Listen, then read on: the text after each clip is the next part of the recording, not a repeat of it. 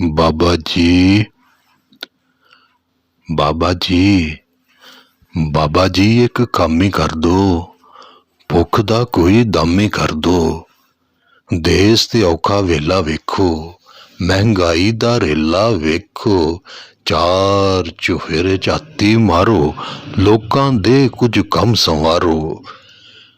ਤਸਬੀਹ ਦਾ ਮਣਕਾ ਘਮਕਾਓ, IMF ਤੋਂ ਜਾਨ ਛੁਡਾਓ।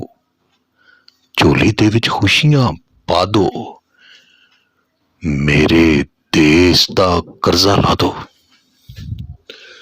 ਵੇਲਾ ਏ ਅੱਜ ਕਰਾਮਤ ਦੱਸੋ, ਕਰਕੇ ਲੋਕ ਸਲਾਮਤ ਦੱਸੋ। ਦਲਦਲ ਦੇ ਵਿੱਚ ਖੁੱਬੇ ਬੱਚੇ, ਨਸ਼ਿਆਂ ਦੇ ਵਿੱਚ ਡੁੱਬੇ ਬੱਚੇ, ਠੀਕ ਕਰੋ ਤੇ ਬੱਲੇ ਬੱਲੇ। ਮੁਰਸ਼ਦ ਪਾਕ ਦਾ ਸਿੱਕਾ ਚੱਲੇ, ਆਪਣਾ ਪੀਰ ਕਵਾਂਗਾ ਮੈਂ ਵੀ, ਮੁਰਸ਼ਦ ਮੰਨ ਲਵਾਂਗਾ ਮੈਂ ਵੀ।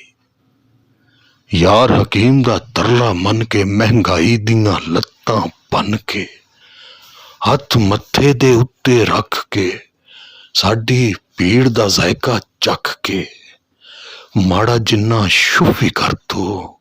ਸਾਡੇ ਦੁੱਖ ਤੇ ਉਫੀ ਕਰ ਦੋ, ਸਾਡੇ ਦੁੱਖ ਤੇ ਉਫੀ ਕਰ ਦੋ।